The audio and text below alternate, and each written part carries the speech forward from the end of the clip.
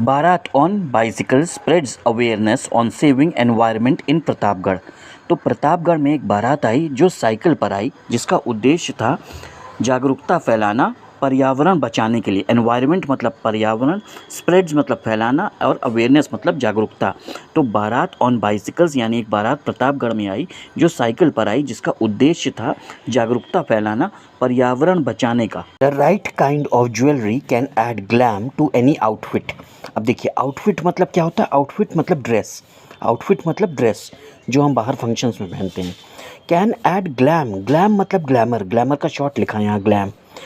तो कह रहे हैं कि the right kind of jewellery यानी सही प्रकार की जो ज्वेलरी होती है वो किसी भी ड्रेस में ग्लैमर ऐड कर देती है।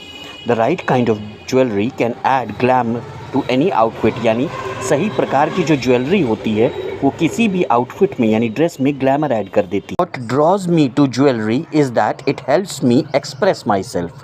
What draws me to jewelry? यहाँ पर ड्रॉज का मतलब अट्रैक्शन से है।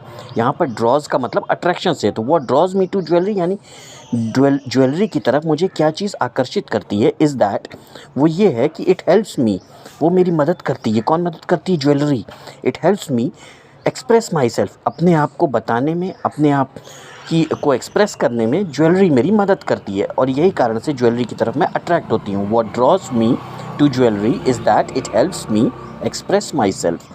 ज्वेलरी मुझे अपने आप को एक्सप्रेस करने में मदद करती है। Every piece of my wedding jewellery carries a meaning यानी मेरी वेडिंग ज्वेलरी का हर एक टुकड़ा कुछ मीनिंग बताता है, यानी कुछ अर्थ बताता है, यानी कुछ कहता है। मेरी वेडिंग ज्वेलरी का हर एक टुकड़ा कैरीज अ मीनिंग यानी मेरी वेडिंग ज्वेलरी का हर एक टुकड़ा कुछ कहता है, कुछ अर्थ बताता है, कुछ मीनिंग बताता है। लव नट्स एंड वोर वन एट माई वेडिंग यानी मुझे नथ पसंद हैं और मैंने एक नथ पहनी अपनी वेडिंग में। आई लव नट्स एंड वोर वन एट माई वेडिंग यानी मुझे नट्स पसंद है और मैंने एक नथ अपनी वेडिंग में पहनी।